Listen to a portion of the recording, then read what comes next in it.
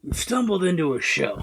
It's definitely not the one you were searching for. According to your search history, you were looking for Rudy Giuliani, Powerball numbers, Costco chicken bake, and his Walmart open on Labor Day. Stick around for them giant worms disturbing the locals. Stick around for them Jack Nicholson Jr. holding his own in a movie on his own. Stick around for Samara Weaving being totally played out or underutilized. It all looks the same on the screen. Let's start the show. Crack open a cold box of wine or pour something cold on ice because it's the Binge-Watchers podcast.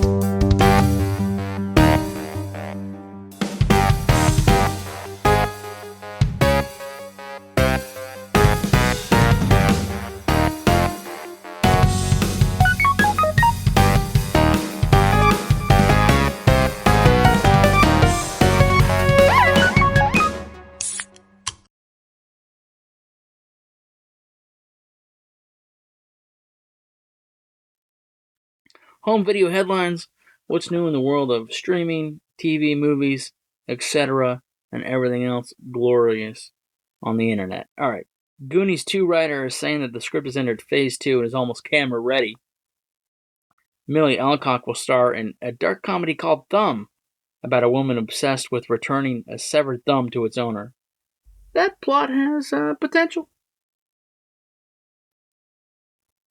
Anna Kendrick and Seth Rogen are in talks to star in comedy Babies.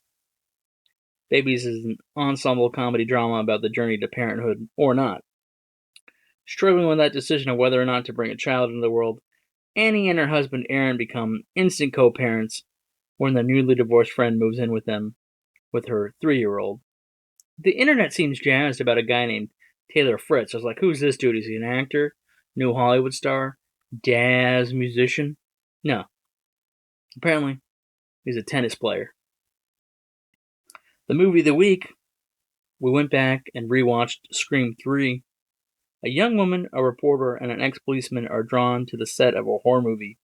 Of course, it's Sidney Prescott, Dewey, and Gail Weathers.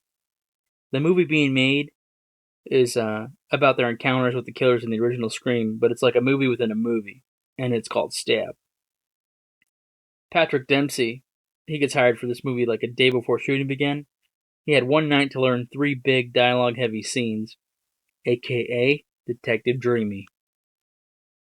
David Arquette and Courteney Cox, they met on the set of Scream back in '96, and they were dating during Scream 2 in '97. And then they married a month before principal photography of this movie began. They cut short their honeymoon in order to film it. Cox added Arquette as her name, as seen in the credits. They're divorced now, but I think they have a kid. Maybe kids, I don't know. Alright, the house used during the climax where most of the killing takes place, it's the same house used as the school in Halloween H2O. The house would later be used again for the ending of the Neon Demon. Throughout this movie, the actors and actresses of Stab 3, the movie within the movie, complain about rewrites and 3 different endings. Which is funny because the complaints are actually originated with the real cast of the movie because of frequent rewrites and 3 different endings. The film never had a public test screening. The cast and crew only had their first chance to see the finished product at the premiere because of fears of spoilers being pushed out on the internet. Kevin Williamson, he's unavailable to return to writing duties on this one due to scheduling conflicts with Dawson's Creek, The Faculty, Halloween H2O, and he was directing Teaching Mrs. Tingle at the time.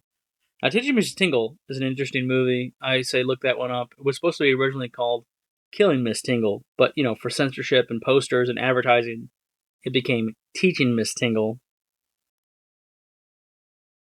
Alright, but he did write an outline for the film. Then Aaron Kruger takes over. He ignores the outline, writes a script mostly on the fly, and then, portrayals of the characters have little resemblance to their portrayals in the other movies, so then actually the director, Wes Craven, steps in and does his own rewrites.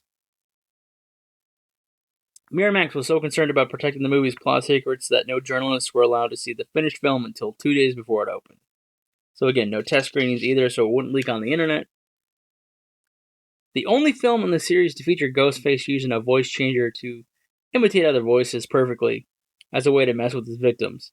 This was a source of criticism for viewers, and critics, as the series had mostly been grounded in reality until this point, and such technology veered dangerously close to science fiction territory. Maybe when the film came out, but today a voice changer can definitely alter voices, especially with AI backing it up.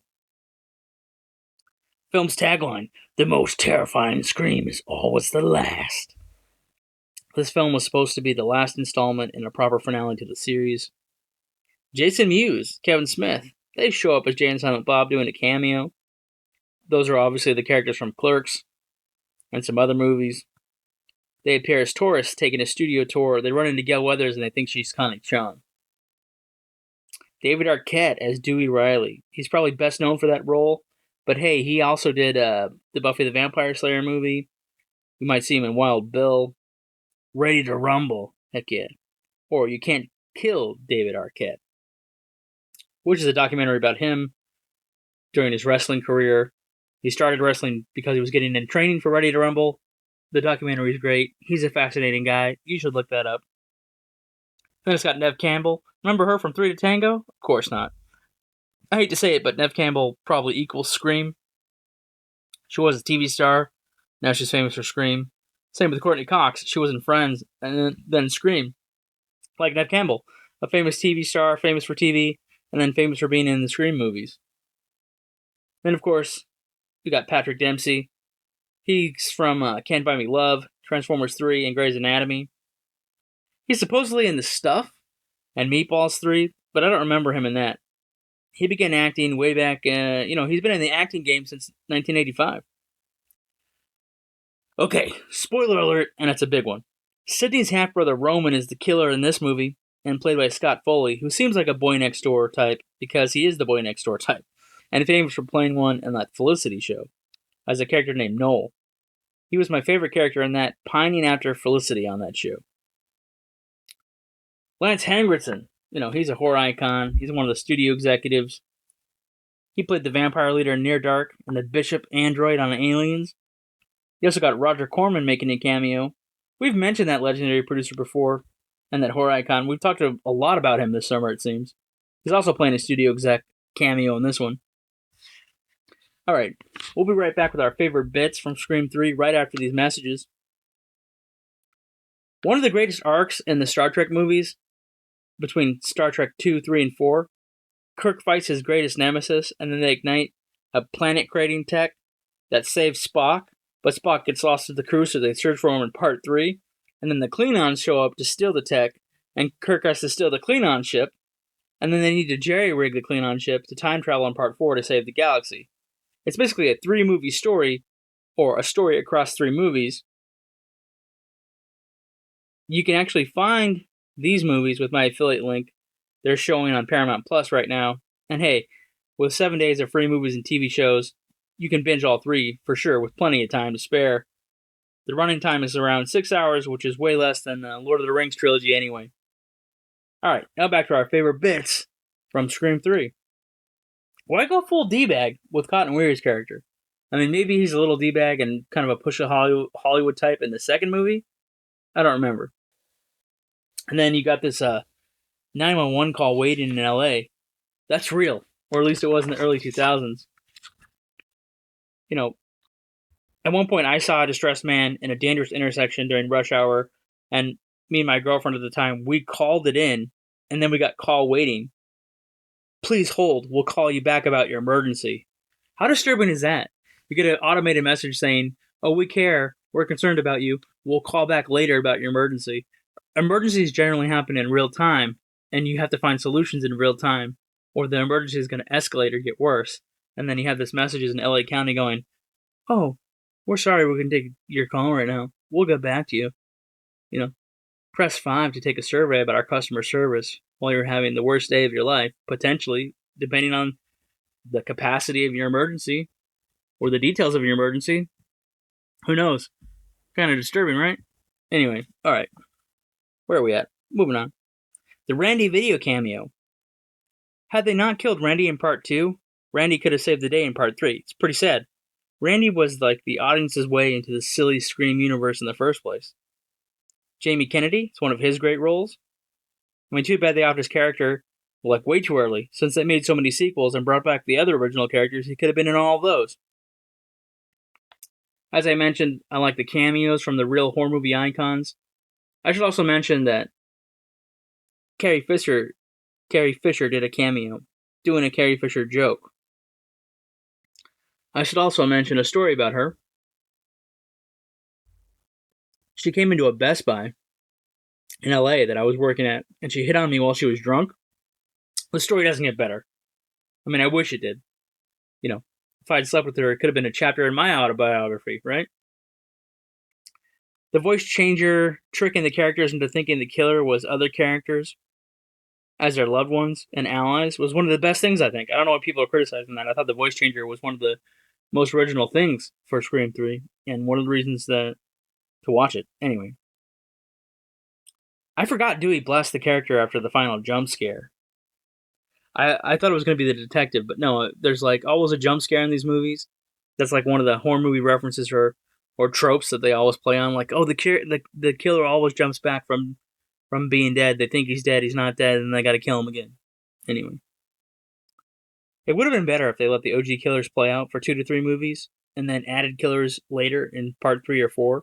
They do these weird things where they try to relate a series of different characters and killers to the story over the course of the sequel, but it begins to be a joke.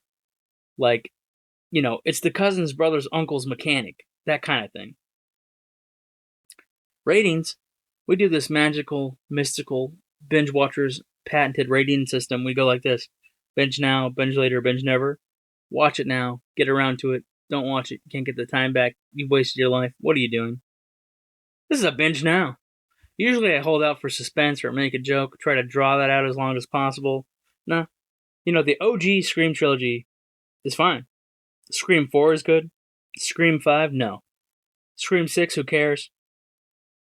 Everyone is anticipating that Scream 7 is going to redeem the franchise from the last movie.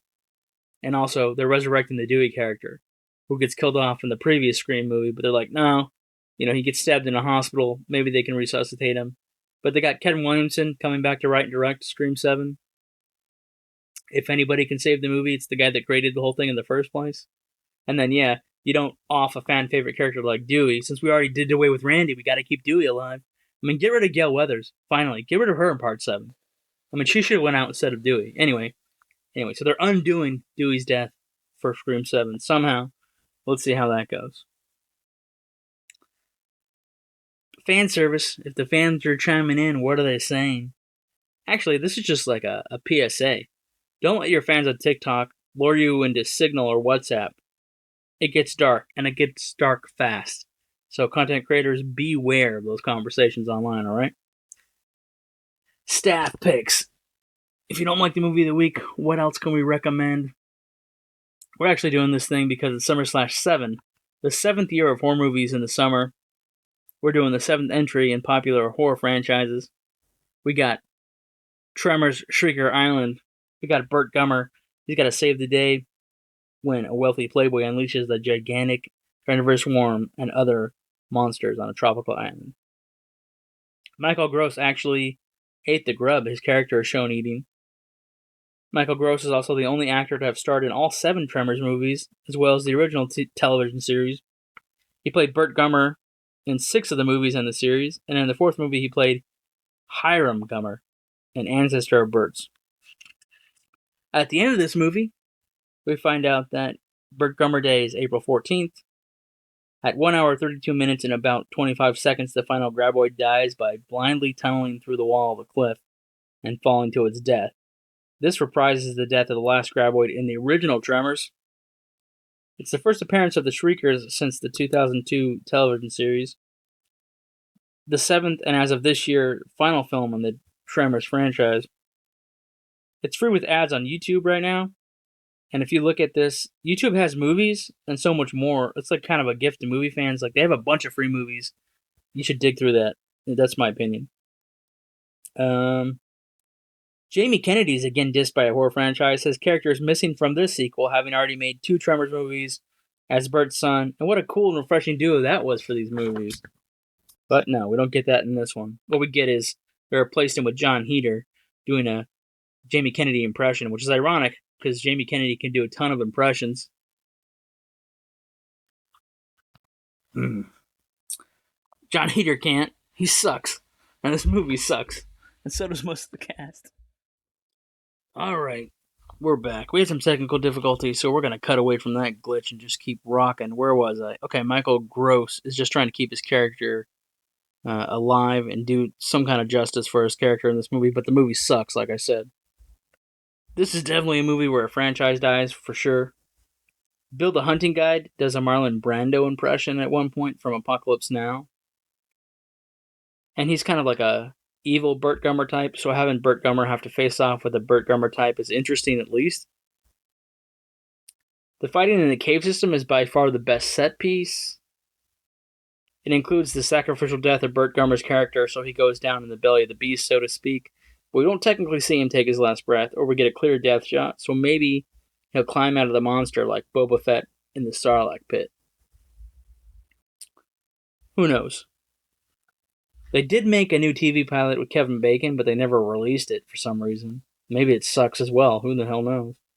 We haven't seen the light of day with that. There's clips online. I think there's a trailer online because they had announced that they were going to release it and they didn't.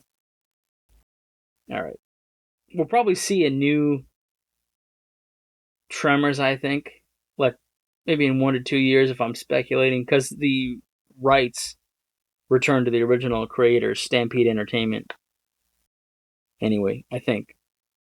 Alright, before we get going, or before we're done here, we got an exclusive movie reaction. I got to watch an upcoming horror movie called Borderline with Samara Weaving and Ray Nicholson. It's about a hopelessly romantic sociopath who escapes from a mental institution and invades the home of a 90s pop superstar. He just wants to be loved. She just wants to survive. It's actually great to see Eric Dane in a movie, this year, because he's been dealing with a major health crisis. He actually has ALS, or Lou Gehrig's disease. I saw him on an interview recently, and one of his hands is actually immobilized. There's a great bit at the opening of this movie in which the security guard is forced to act out a wedding proposal with the stalker. I mean, never ask a person holding a knife for the knife, because you will get stabbed, like this poor bastard in the beginning of the movie.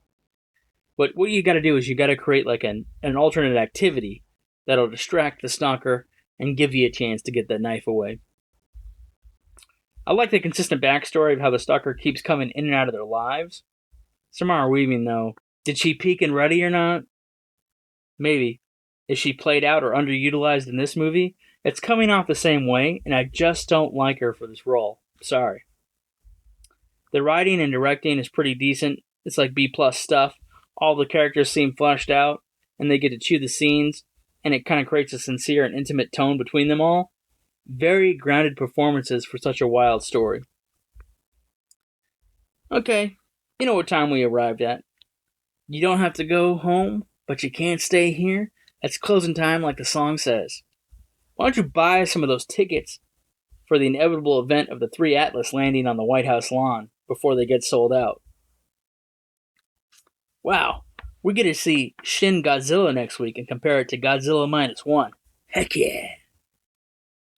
Also, unfortunately, we're going to be wrapping up Summer Slash with a little movie called Hellraiser Deader. Bummer. I mean, but part of the Summer Slash fun is that we have to punish ourselves by watching, sometimes bad horror movies. Like, we roll the dice on some of them. Some of them are first watch experiences, or we're going back and rewatching some things. However, it's like, that was supposed to be the horror of having to watch them as the host, was we peel our eyes open and get stuck watching certain movies. It's going to be grinding teeth to watch a Hellraiser sequel that I've written off. Hellraiser Deader. Because, listen, trivia. It's not the original Pinhead. I mean, it has nothing to do with Clive Barker. It's just like a sequel of a sequel of a sequel of a sequel of a sequel. Anyway, alright. We'll get through it together. I'm here for you, you're here for me, as the kids say. Alright, take it easy.